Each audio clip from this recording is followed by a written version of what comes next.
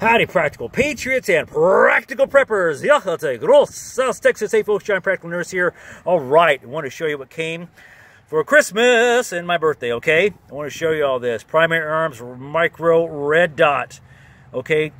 This was on sale.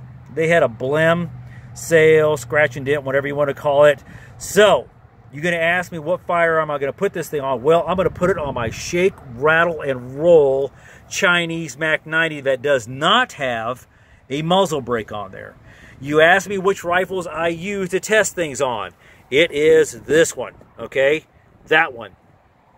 Because why is that? If I'm going to rough it up, I'm going to rough it up with this beautiful Chinese Mac 90, okay? So, those of you who know me know that I like to kind of defer to people's, their opinion and whatnot.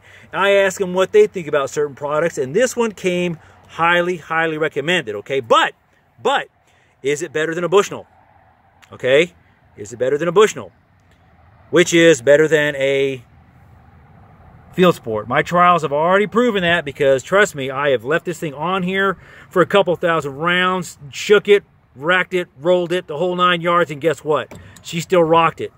I didn't have that kind of good luck with this, but on my Polish Tonto, which is my experimental rifle for 5.45x39, it seems to have done pretty well on this one. Okay, but today is about this one right here. So I'm going to do a little bit of changing around here on my optics here, my red dots, and we're going to see how well this fares. But first, let's have a look at what's in the box. So what comes in the box? Well, first of all, you get these really cool instructions that say, stop, read this first, okay?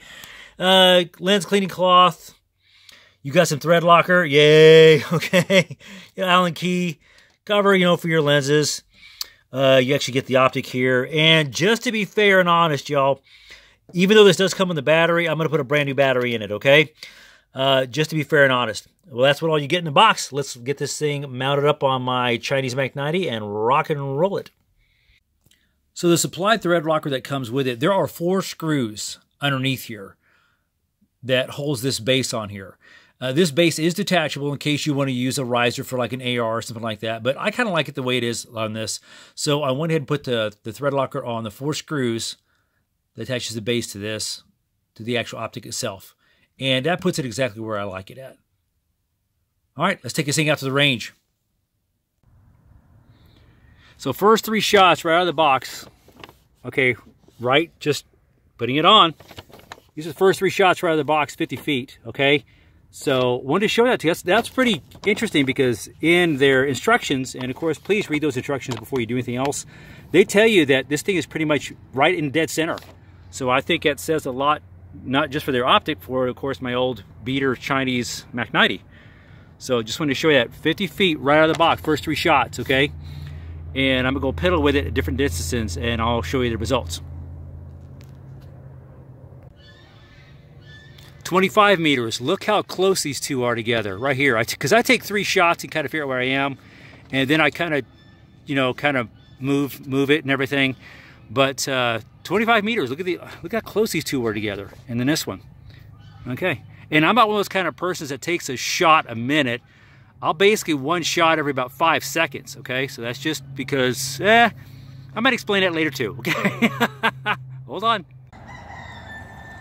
So we're getting a beautiful sunset here in Central Texas, and the day is kind of winding down. And I want to tell you a couple of things about this. I ran a little over 200 rounds, and this thing is still on there nice and tight. No wobble, no nothing, did not shake anything loose. I am really amazed at how crisp the red dot is on this thing. And who was it, Nigel in that movie? This is Spinal Tap. This thing goes to 11. I really never had to put it on 11, probably around 8, because I like my red dot to be nice and crisp on there when I'm looking at it through a target. And one of the things that I still train myself to do is to keep both eyes open. I had a nice field of view on it. A nice field of view. And after I ran a little over 200 rounds, making sure I didn't shake, rattle, and roll the thing, she did hold on nice and tight. I decided to run what I called a tag CGU little drill. Now, a lot of us YouTubers have had that on our YouTube channel as a comment. You may not remember it being called that, but that's the initials for the comment that I see, and they're mostly from trolls. And this little drill is my answer to that. Tag CGU, okay? That's the comment they leave. And I learned to come up with a good little drill for that, and if you want me to go into it, I can. Let's put it this way: out of a score of 28, which means 28 rounds, 1 mag, okay, you've got to go through obstacles. You've got to go when you're doing the outdoor tag CGU, and you got to hit. Let me show you downrange. Let me pause for a second now. Okay, not the peacock, okay? Hey, Jacques. He's getting his plumage back. Isn't that awesome? So this is what you got to hit on the tag CGU drill. All right, this is what you got to hit. These are nothing but half pizza boxes right here. Okay, nothing fancy, nothing fancy. You don't need much to do this drill. Tape measure, some tape, some pizza boxes, and some paint, and that's it. You know what? And like I said, out of a score of 28, I hit it 26. Not bad. Tag CGU. If you want me to do a video about that, I sure will. Like I said, that's in response to a comment that not only have I had on my YouTube channel, but I have seen on other people's YouTube channel. All right. So anyway, not a bad score. Not a bad score for an old man. Okay. It's a lot of fun. Okay. Trust me. Invite your friends over and do it. A lot of you do it and probably don't even know that that's what it's kind of called, and that's kind of what I officially dubbed it as. But let me tell you something about this optic over here, folks. Okay. Yep. That there's an Asian chicken.